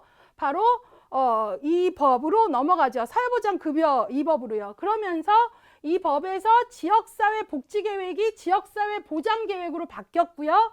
그래서 지역사회 복지협의체가 지역사회 보장협의체로 바뀌잖아요. 그리고 이게 바로 시군구 단위에서 민과 관의 협력기구잖아요. 대표적인. 이거 지역복지에서도 시험 엄청 나오고요. 이건 법제론에서도 나올 만한 내용이에요. 예, 그래서 이게 바로 시군구 단위의 민관협력체계이며 시군구 단위의 지역사회 보장계획의 심의기구로서 사회보장협의체 아주 중요하죠. 이거 맞는 내용이에요. 최근의 흐름으로 너무나 중요한 흐름인 거죠. 환경변화로 옳지 않은 것은 했는데 중요한 내용이니까 넣었죠. 그 다음에 4번 사회적 경제에 의한 비영리 조직의 시장 경제력 강화 필요. 맞아요. 이것도 지역복지의 용어인데 사회적 경제, 지역복지 보면 사회적 경제 갖고 사회적 기업, 그 다음에 마을 기업, 그 다음에 뭐죠? 협동 뭐죠? 그거 뭐냐? 그 뭐죠? 갑자기 협동조합이요. 예. 이런 것들이 대표적인 사회적 그 경제 기구들이잖아요. 이런 것들 꾸준히 활성화되고 있고요. 이런 것들이 이제 비영리 조직에서 그 생기는 것들인데 이런 것들의 시장 경쟁력을 키우는 거죠. 그래서 이런 것들을 통해서 사회적 가치에 기반한 공동이익을 목적으로 생산하고 소비하고 분배하는 그런 경제 시스템이에요. 앞으로 이런 부분들은 계속 활성화가 될 거예요. 그래서 이런 문제 풀 때에는 이런 지역사회복지에서의 이 사회적 경제와 관련된 이런 지식들을 끌어오시면 어려운 문장은 아니죠. 자, 그러면 이것들 다 최근에 중요한 변화죠. 5번. 복지다원주의 패러다임의 등장으로 국가주도의 복지 서비스를 공급한다 했는데 여기 완전 틀렸죠. 국가주도가 아니죠. 이제는 민영화가 계속되면서 국가가 관과 민의 경계가 역할 경계가 분명해지지 않고 있어요. 그래서 국가주도의 복지 서비스 공급이 아니라 복지다원주의라는 건 복지 공급 주체는 여러 개야 하면서 민영화가 증가하면서 이런 국가주도가 무너지면서 어때요? 파트너십이니 뭐 민영화니 하면서 이런 경계가 약해지는 걸 말하는 거기 때문에 국가주도의 공급이 강해졌다는 건 말이 되지 않는 거죠. 예, 그래서 여기 옳지 않은 것의 답은 5번 되겠습니다. 예, 요게 81%의 그 정답률을 보이고 있습니다. 자, 이 부분은 여러분들이 14장의 환경변화의 흐름을 좀 공부하면서 다시 정리하시길 꼭 권하고요. 아까 지금 방금 푼 문제 같은 건 저는 앞으로도 얼마든지 나올 문제라고 봐요. 예, 조금 그 여러분들이 여러 과목의 연계성이 있어야 풀긴 하지만 좋은 문제인 건 사실이에요. 자, 그 다음에서 설명하는 직원 능력 개발의 방법은 그랬어요. 자, 직원 능력 개발 되게 많죠, 종류가. 인사관리에서 나왔지만 별로, 내용이 우리 교재에 분명히 있지만 별로 시험에는 안 나왔는데 요번엔 확실히 나왔어요. 그래서 자, 어떤 방법인가 볼게요. 그러니까 직원 능력 개발 방법은 여러 개가 있어요. 패널 토의, 순환보직, 계속교육, 역할연기, 분임 토의, 뭐 신디케이트라고 하죠. 있는데 이게 뭐냐요? 읽어볼게요. 지속적이고 새로운 전문 지식을 습득하도록 한다. 그러니까 꾸준히 지속적으로. 그 다음에 지역사회의 필요, 구성원의 욕구에 따라 융통성 있게 실시한다. 그 다음에 사회복지사에게 근무연수 방식으로 제공한다. 이게 근무연수 방식 뭐 대표적인 게 보수교육 같은 거잖아요. 예. 1년에 8시간 반드시 받아라. 그래서 꾸준히 변화하는 지식에 반응하도록 하고 이런 거잖아요. 그래서 정답은 계속교육이에요. 그래서 3번이 답이거든요. 이게 뭐 그렇게 어려운 문제는 아니었는데 근데 48% 나왔더라고요. 그래서 이게 그러니까 왜 그랬을까 하는데 이 부분이 기출이 좀 약하다 보니까 학생들이 기출 비중으로 공부를 할 때 분명히 교재에 있음에도 불구하고 좀 더 인사관리에 많은 부분에 기출이 높은 부분에 집중하면서 여기는 조금 쉽게 넘어갔던 것 같아요. 그래서 그런데 이 부분들 조금 정확히 잡을 필요가 있죠. 그런 의미에서 한번 이 내용들을 좀 본다면 지속교육, 그 다음에 직무연수 방식, 이거 대표적인 게 계속교육, 우리가 실제 하고 있는 보수교육, 뭐 이런 것들 연상하시면 되고요. 패널 토의는 뭐냐면 사회자가 있고요. 전문가들이 주제에 대해서 주제 발표를 하고요. 그 다음에 이제 그 플로어의 사람들이 이제 듣는 그런 형태를 띠는 거고요. 능력개발 방법 중에 순환보직은 이제 한 사람이 한 업무만 너무 하는 게 아니라 일정 기간마다 로테이션 돌아가면서 하는 거고요. 역할 연기는 두 명의 업무자가 이제 어떤 롤플레이를 통해서 서로 이제 배워보도록 돕는 거예요. 뭐 이거는 뭐 쉬운 내용이고요. 본임 토의 샌디케이트 이제 저도 강의에서 좀 설명하는데 뭐냐면 공통의 주제를 주고 그 다음에 아주 작은 소집단으로 나눈 소분임으로 나눈 다음에 분단 연구반이라고도 하거든요. 그거에 대한 어떤 해결책이나 이런 것들을 충분히 그 조별로 논의하고 마지막에 다 같이 모여서 발표하고 서로 잘된 것들을 찾아보고 하는 것들이에요. 샌디케이트라고도 하거든요. 이것도 얼마든지 이런 식으로 나올 수 있죠. 예, 진행 방법이 좀 독특하다 보니까. 그래서 얼마든지 나올 수 있다 이런 생각으로 이 문제에서는 이것만 푸는 데 만족하지 마시고 이런 형식이 이제 새롭게 등장했다면 나머지 것들도 얼마든지 이런 형식으로 나올 수 있겠다 이런 전략을 찾아가시기를 권합니다. 자, 그래서 여기는 앞으로 대응력까지 설명해서 넘어가고요. 16번 보겠습니다. 직무 소진, 번아웃 신드롬이라고도 하는 그 우리가 소진에 대한 문제네요. 옳은 것을 모두 골라라 그랬어요. 모두 골라라. 예. 자, 기억. 직무에서 비롯되는 스트레스에 대한 반응이다. 맞죠? 업무가 요구하는 것이 내 능력의 한계를 넘을 때 심리적 또 신체적 고갈 상태가 되는 걸 번아웃이라 그러거든요. 그러니까 스트레스에 대한 반응 맞죠? 그 다음에 목적의식이나 관심을 점차적으로 상실시킨다. 예, 맞아요. 우리가 번아웃 되었다 하면 그로 인해서 일과 내가 이제 소외적 관계가 되는 거고요. 예, 나중엔 점점 더 냉소적인 관계가 되는 거죠. 그래서 맞고요. 디귿, 감정이입이 업무의 주요 기술인 직무 현장에서 발생한다. 맞아요. 이 감정이입이 업무의 주요 기술인 게 바로 어느 현장일까요? 사회복지사 또 누가 있을까요? 감정이입이 주적이라는 것은 휴먼 서비스 조직이니까요. 상담사도 해당하고요. 또 뭐죠? 교사.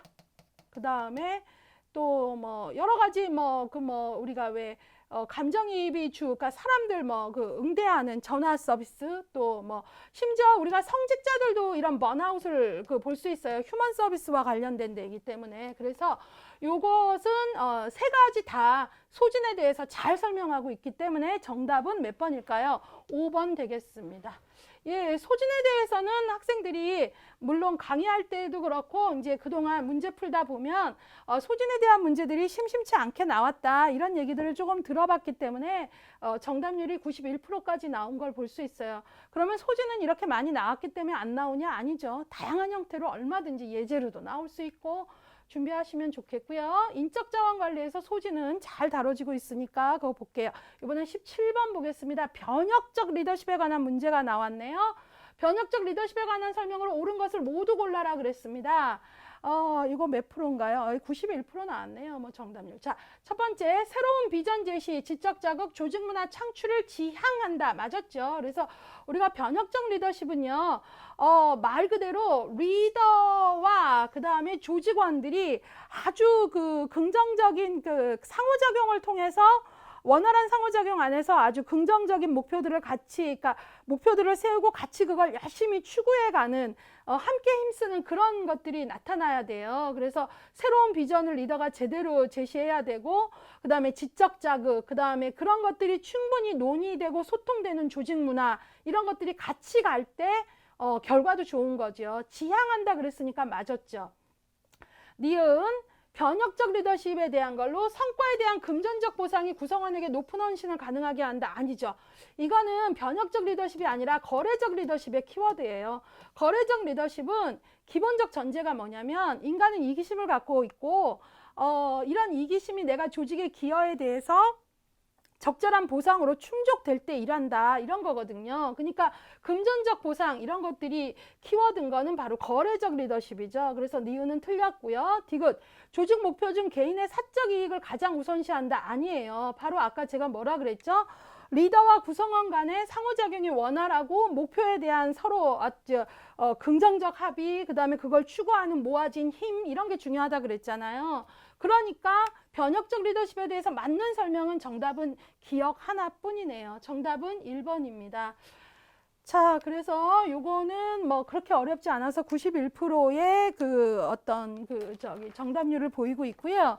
그 다음에 요거가 그래도 내가 거래적 리더십, 변혁적 리더십 헷갈린다 하신다면 리더십 이론을 좀 더 집중적으로 공부하시기를 권하겠습니다. 자, 이번에는 18번 문제인데요. 요거 정답률을 한번 봤더니 44% 나왔어요. 자, 봤더니요. 사회복지관에서 우편으로 잠재적 후원자에게 기관, 우편이네요. 예. 후원자에게 기관의 현황이나 정보 등을 제공해서 후원자를 개발하는 마케팅 방법. 여러분 마케팅 방법 무지무지 많이 있잖아요. 그중에 우편으로 하는 것 너무나 잘 아시죠? 우리 교재 제일 아마 1번으로 설명됐을 거예요. 다이렉트 마케팅이죠. 예. 이거 되게 고전적인 방법이지만 없어지지 않아요. 예. 그래서 다이렉트 마케팅은 우편으로 하는 거고요. 예, 그래서 뭐 기관 소식지를 꾸준히 후원자에게 준다거나 뭐 여러 가지 방법이 있죠. 뭐 후원자 같은 경우에는 아동의 감사 편지도 오고요. 아동의 성장, 최근에 대한 이야기 이런 것들도 기관마다 다양하게 이렇게 잘 전달이 되고 하면서 내가 후원을 할 때 이 돈이 정말 제대로 쓰이는구나, 아이가 잘 크고 있구나 이런 걸 느낄 수 있게 하는 거예요. 그래서 우편으로 하는, 그래서 후원자 개발에서 아주 중요하고 후원자를 유지하는 데도 중요합니다. 정답은 다이렉트 마케팅이고요. 여기에 보시면 마케팅 방법 여러 가지 나와 있는데요. 고객관계 마케팅 CRM이라 그러죠. 한 번 고객은 영원한 고객이 되도록 고객의 기호에 맞게끔 꾸준히 지속적 관리를 해라 이거고요. 데이터베이스 마케팅은 뭐 여러분들이 이용 현황이나 이런 걸 통한 마케팅 잘 아실 거고요.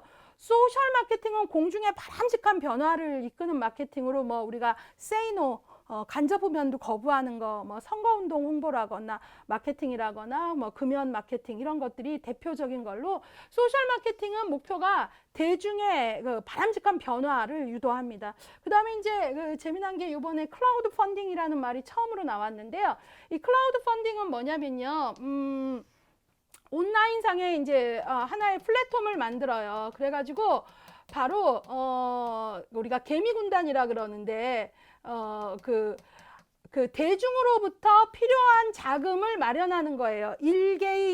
개개인들의 대중으로부터. 그래서 대중으로부터 그 자원을 후원을 모금을 한다거나 하는 거예요. 그래서 이 클라우드 펀딩이 여러 가지가 있는데 뭐 제가 기억하는 것 중에 참 좋았던 건 어떤 예제가 있냐면, 노숙자분들이 서울 발레 시어터인가 여기하고 같이 해서 호두깎이 인형 공연을 하게 돼요. 근데 그때 이 클라우드 펀딩으로 모금을 해요. 그래서 공연에 들어갈 의상비하고요. 그 의상을 마련하는 의상비하고 그 다음에 티켓 판매 해갖고 원래 그 모금을 하려고 했던 기간보다 더 짧은 기간 내에 이 온라인 플랫폼에서 대중 개미군단 여러 사람들이 개미같이 와서 이것들을 이렇게 한 사람이 큰 돈을 확 내는 게 아니라 그래가지고 이게 모금이 아주 잘 된 케이스가 있어서 기억이 나요. 그런 어떤 것들입니다.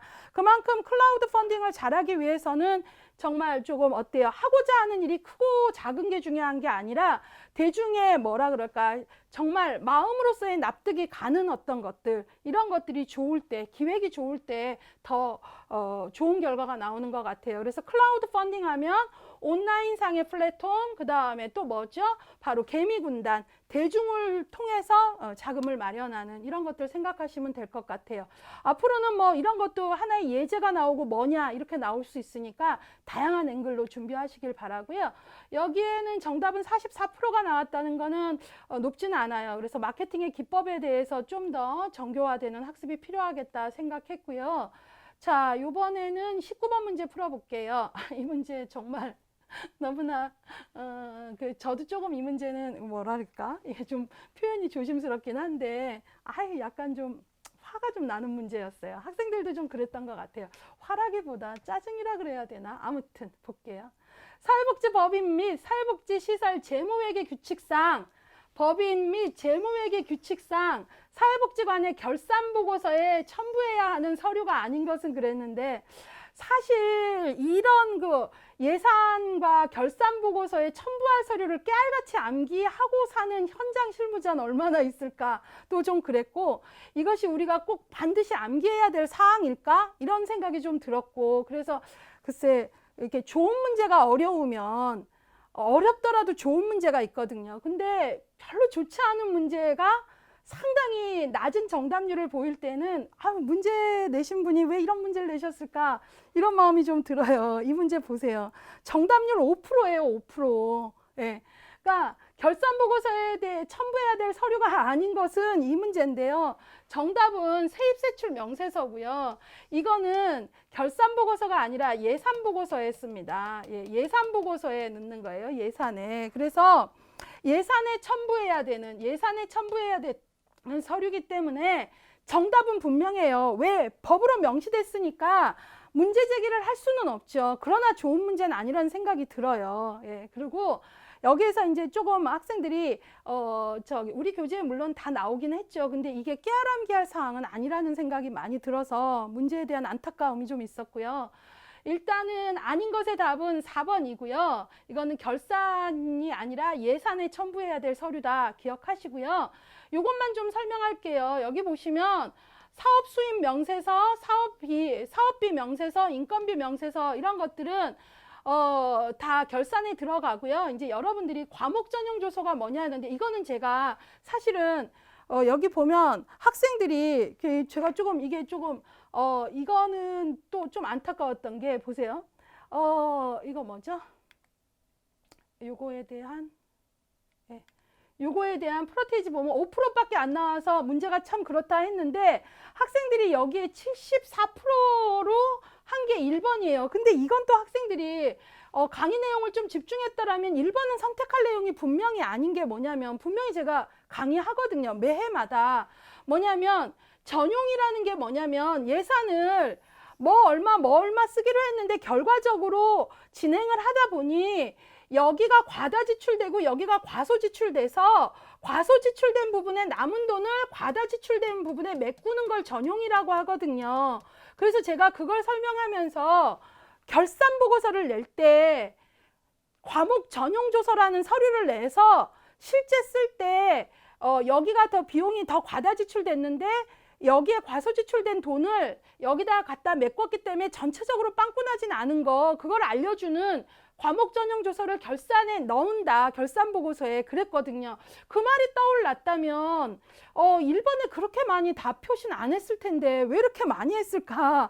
그게 또 이제 그래서 아무튼 저는 이 문제를 보면서 되게 많이 여러 생각을 했어요. 이제 문제 내신 분에 대해서도 조금 여러 생각이 들었고 그 다음에 그럼에도 불구하고 왜 1번에 이렇게 그냥 동그라미를 많이 쳤을까? 이건 연관 설명 확실히 배제할 설명은 했는데 그래서 그건 또 좀 그거대로 또 아쉬웠어요. 그래서 과목 전용 조서는 돈을 쓰고 났더니 생길 수 있는 거기 때문에 결산 보고서에 이래서 이렇게 썼습니다. 라고 얘기하는 거예요. 그래서 그거 좀 하고요. 아무튼 뭐 우리 교재에 그 결산 보고서에 들어갈 서류 뭐 이런 것들 다 꼼꼼히 넣어드렸으니까 보는데 그럼에도 불구하고 저는 시간의 압박이 많다면 이걸 깨알암기 하는지는 않을 것 같아요. 이런 문제들은 좀 안 내셨으면 하는 마음이 듭니다.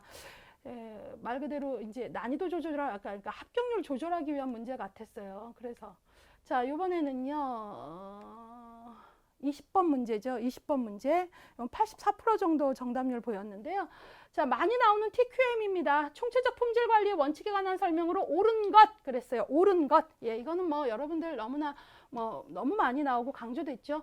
조직 구성원들의 집단적 노력을 강조한다. 맞죠? TQM은 구성원들, 리더의 의지와 구성원들의 의지가 같이 모여져야 돼요. 그래서 집단적 노력이라는 말을 많이 쓰죠. 그래서 사회복지 조직에서도 우리가 적용할 수 있는 모델이다. 뭐 이런 말 하잖아요. 그래서 옳은 것은 바로 1번이에요. 리더의 의지만으로도 안 되고 그러고요. 그럼 나머지 왜 틀렸나? 현상 유지가 조직의 중요한 관점이다. 아니에요.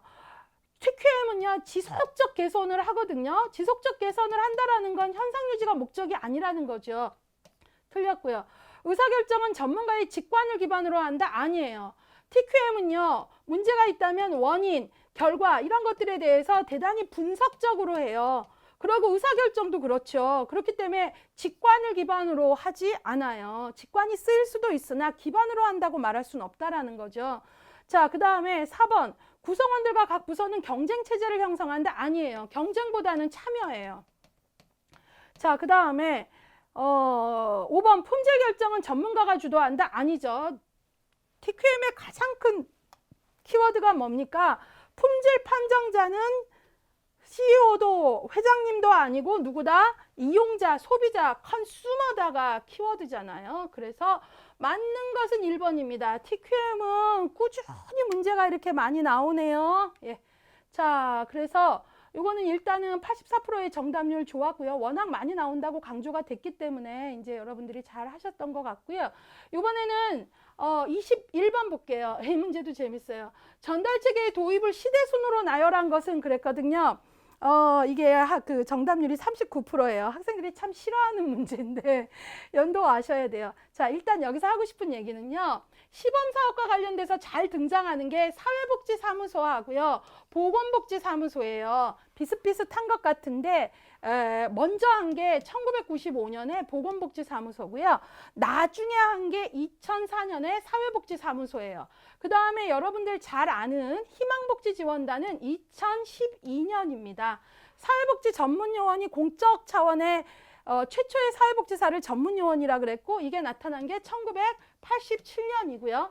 아까 제가 다른 문제에서 조금 강조했죠. 사회복지 급여 및 이용에, 사회보장 급여 및 이용에 관한 뭐 급여법이라고 하는 게 있는데 그거에 의해서 지역사회 복지계획이 지역사회 보장계획이 됐고 지역사회 복지협의체가 지역사회 보장협의체가 됐잖아요. 이게 바로 2015년에 이 법이 그 사회복지 그 줄여서 급여법이라고 하는데 이 법이 통과되거든요. 그래서 요 순서를 가지고 답을 찾으셔야 돼요. 그래서 답은 제일 먼저 된 게 뭐예요? 제일 먼저 된 게 디귿이죠. 예, 87년이잖아요. 예, 그래서 디귿. 그 다음에 된 게 뭐죠? 95년 리을. 그 다음에 2004년 기억. 그 다음에 2012년 니은. 그 다음에 2015년 미음. 그래서 정답은 2번이 되겠습니다. 예, 그래서 이것들 보는데 일단은 이 문제에서 제가 좀 드리고 싶은 얘기는 뭐냐면 39%밖에 안 나왔지만 그럼에도 불구하고 우리가 항상 연도 다 외워야 돼요 할 때 늘 강조드렸던 게 있어요.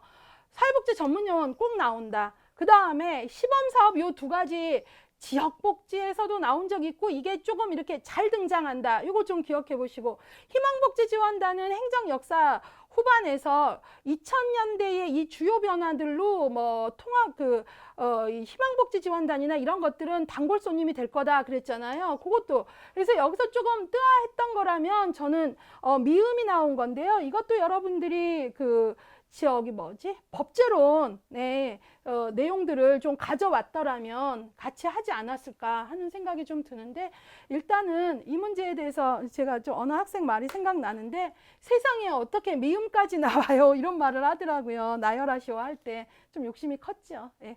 자, 그래서 정답은 2번 되겠습니다. 자, 그래서 이 문제 파악했고요. 역사 얘기했고요. 그 다음에 22번 간트 차트에 대한 문제입니다. 자, 간트 차트에 대한 설명으로 옳은 것을 골라라 그랬어요. 그랬는데요. 이거 합격 44%의 정답률을 보이고 있네요.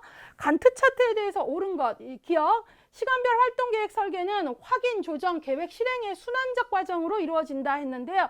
틀렸어요. 이 순서 아니고 또 이렇게 순환적 과정 아니고요. 간트 차트는 어떤 이제 목적을 세우면 첫 번째로 그거에 대해서 해야 될 일들을 쭉 열거합니다. 그 다음에 두 번째로는 이것들에 대해서 이제 시간 계획, 시간을 이제 안배하고요.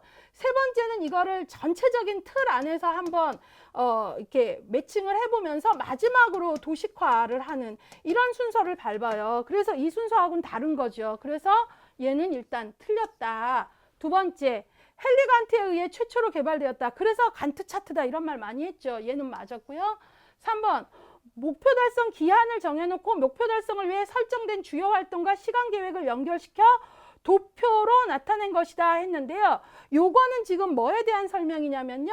말 그대로 퍼트, PERT 우리 퍼트 배우셨잖아요. 그거에 대한 설명이에요. 그래서 우리가 목표 달성의 기한을 정해놓고 이제 그 끝까지 이렇게 여기서 시작해서 여기서 이제 딱 스타트한 그 완성한다면 하는 것까지 해야 될 과업을 정하고 이걸 역순으로 다시 보면서 시간 계획, 기대 시간 개선하고 이러는 거잖아요. 그래서 지금 디귿은 퍼트에 대한 설명이어서 틀렸다는 거죠. 문제는 간트거든요. 그 다음에 리을, 활동과 활동 사이의 상관관계를 파악하기 어렵다, 힘들다. 이거 맞죠? 이게 간트 차트의 단점을 말한 거거든요. 그래서 이게 활동과 활동 사이에 상관관계가 설명되는 게 부족하기 때문에 나온 게 퍼트거든요. 예, 그래서 이거는 간트의 단점을 잘 설명했잖아요. 지금 간트면은 뭐든 맞는 거잖아요. 장점이건 단점이건. 그래서 뭐죠? 니은하고 리을이니까 답은 몇 번이에요? 4번 되겠죠? 예, 그래서 했고요. 44%가 나왔는데 여기 44%가 나온 건 사실 간트 차트 자체는 어렵지 않은데 학생들이 이런 변별력에서 이렇게 기억 니은으로 나오면 조금 많이 헷갈리는 것 같아서 그런 거에 좀 더 힘을 키워보자. 결국은 이거 풀려면 여러분들이 간트만 알면 안 되고 퍼트를 알 때 변별력이 생기잖아요. 그거 좀 강조할게요. 자, 그거 됐고요. 그 다음에 23번 사회복지 프로그램 목표에서 성과 목표로 오른 것은 그랬어요. 이것도 성과 목표로 오른 것은 했는데요. 이 문제 푸시려면 여러분 이게 필요해요. 우리가 목적을 세웠잖아요. 그 다음에 거기에 대해서 뭐죠? 목표가 나오잖아요. 그러면 목표에 대해서 세부 목표가 나오죠. 예?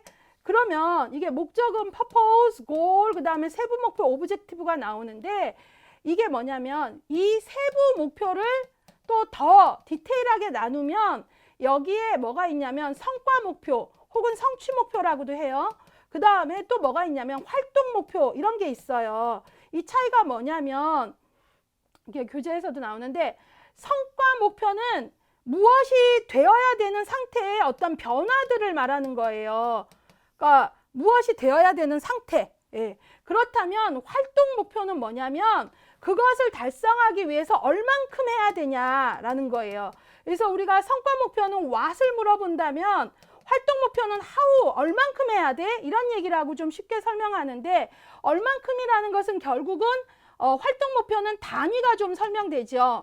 몇 시간, 그 다음에 몇 회기 이런 것들이 조금 나와요. 그렇지만 성취 목표는 몇 프로를 향상시킨다, 몇 프로를 감소시킨다 이런 표현들이 나올 수밖에 없는 거죠. 왜?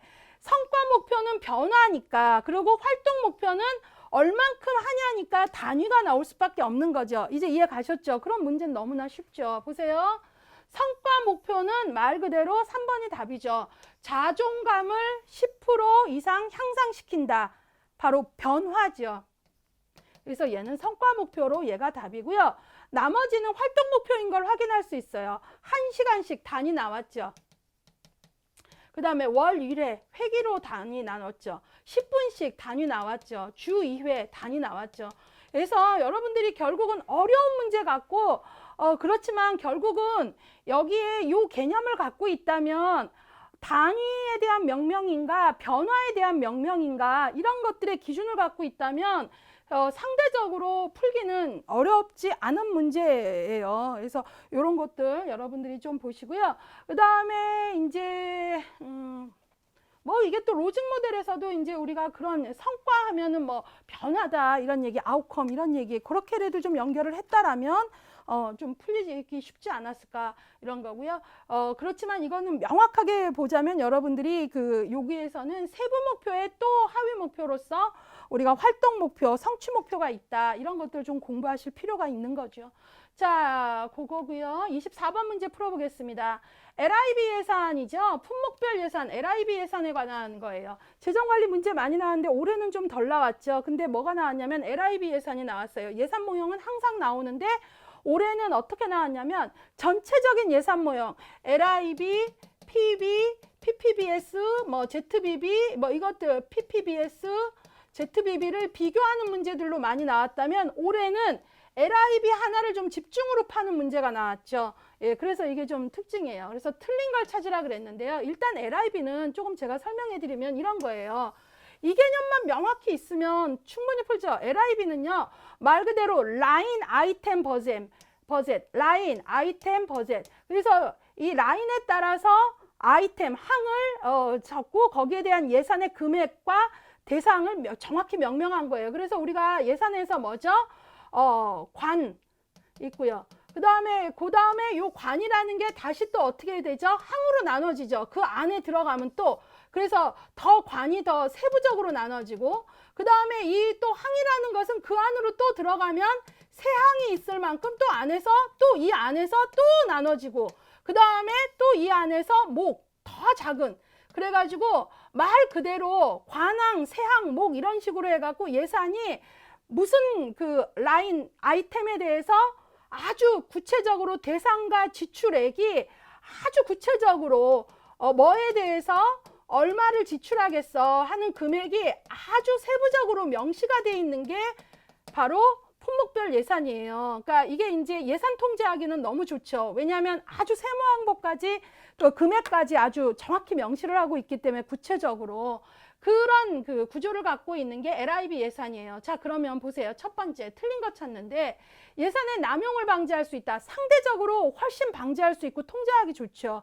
왜냐하면 지출에 대해서 아주 세항까지 세분화해서 대상과 금액을 엄격히 규정하고 있기 때문에 맞죠. 두 번째, 회계 책임을 명확히 할 수 있다. 아까 제가 통제하기 좋고 회계자에게 유리하고 이런 거죠. 왜냐하면 말 그대로 엄격하게 규정을 하고 있고요. 이런 것들이 지출이 예산 항목별로 아주 그 구체화되어 있으니까요. 그 다음에 디귿, 신축성 있게 예산을 집행한다. 이거는 말이 안 되죠. 신축성이 되게 떨어지는 거예요. 왜냐하면 관항, 세항, 목 이런 식으로 대상과 지출 금액을 아주 구체적으로 명시하고 있기 때문에 이거는 엄격한 규정, 통제력이 높기 때문에 신축성은 떨어지죠. 그래서 신축성 있게라는 말이 틀린 거예요. 그래서 옳지 않은 것의 답은 3번인 거예요.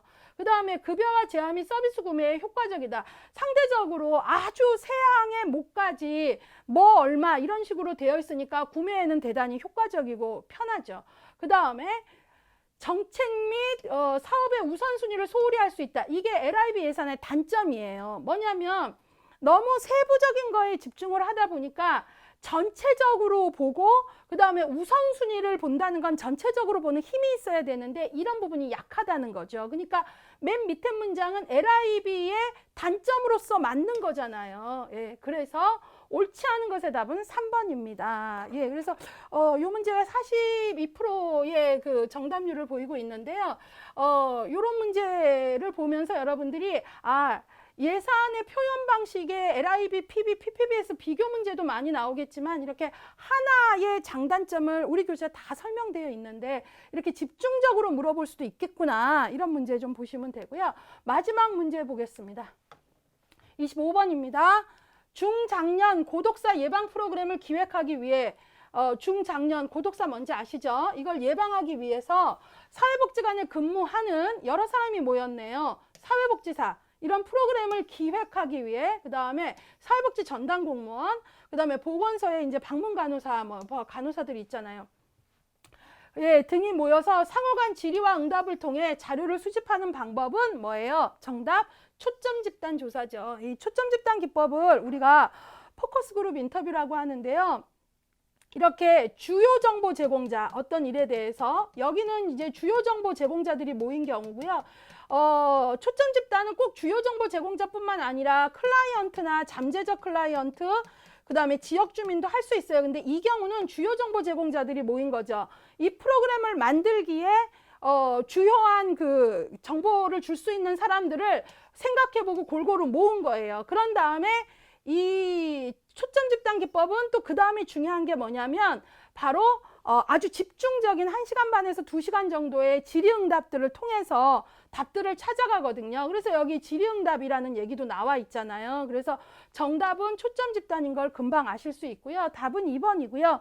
그 다음에 여기에 이제 패널 조사는 여러분들이 우리 행정론 책엔 안 나온다 하더라도 조사론에 우리가 왜 그 종단 연구에서 패널 조사, 경향 조사, 동년배 조사 배우잖아요. 거기에 패널 조사 아시잖아요. 그래서 동일한 사람들을 대상으로 어때요? 꾸준히 여러 시점에서 알아보는 거잖아요. 그래서 2018년도 사회복지학과 1학년 학생들이 졸업할 때까지 매 해마다 학과 만족도를 동일한 대상에게 질문했다 이런 거잖아요. 그러니까 거기서 좀 가져오시고, 델파이는 전문가에게 우편으로 하는 거, 사회지표 분석은 기존 통계 자료를 사용하는 것, 서베이는 설문조사하는 것, 뭐 이런 것들. 그래서 기본적으로 알고 계셔야죠.